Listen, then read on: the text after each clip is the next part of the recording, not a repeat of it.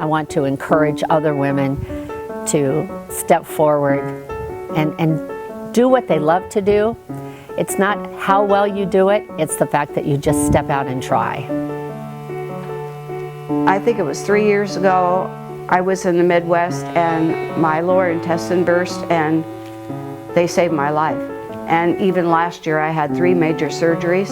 And so it's just like you buck up and think, okay, what am I going to do with the rest of my life? I'm going to make it everything I can be. And that's one of the reasons I'm in this. When you're a child, you dream about all of these things. And being my age now, I'm 65 now, and thought, okay, those dreams are gone. This could never happen. And it is happening. And it's exciting. So I think, I should tell my kids, don't ever give up on your dreams, because I've dreamed about this for years and thought it could never come true, and it has. In 1975, I did a recital in Omaha, and it was pretty unique.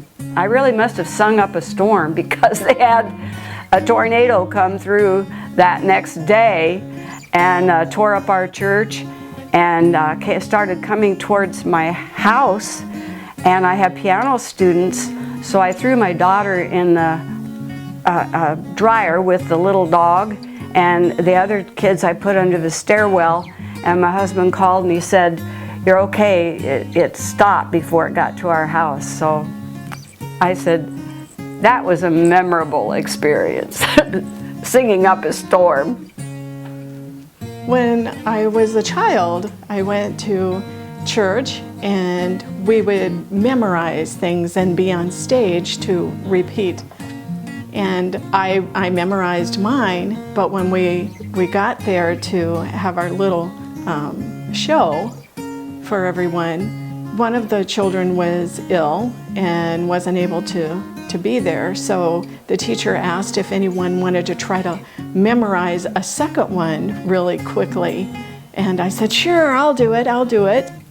Easter Sunday I had a solo many, many years ago.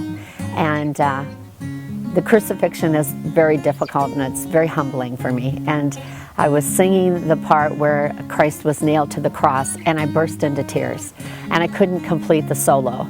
And a lady in our choir completed it while I stood there sobbing. And when the whole thing was over and we got ready to leave, and the congregation was telling us what a great job we were doing, this little old lady came up to me and said, "Honey, you did such a great job, you cried right on cue." And I thought, oh gosh, I guess it wasn't as bad as I thought.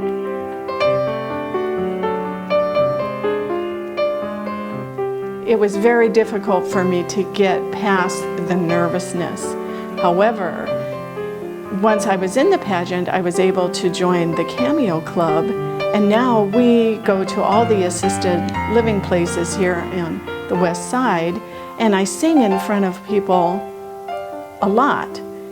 And I think it's built up my confidence. So I'm much more confident, I think, going into it this year, and I'm hoping that the stage doesn't frighten me so much. They tell us that this is about inner beauty, and I truly believe that.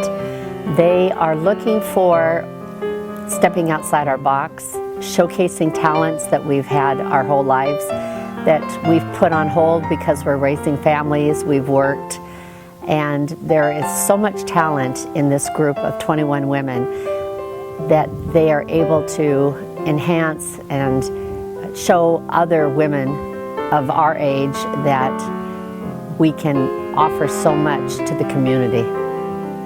Dad always wanted me to sing, and I was too shy. So in junior high, we had to audition for a solo, and I didn't know the song, I didn't know the words or anything, so I didn't get the part. And that did it, because I said the next time I'm gonna get the solo, which I did, so that was kind of the turning point. I have a daughter in Seattle. I tell her, I said, "Jennifer, this is a big deal.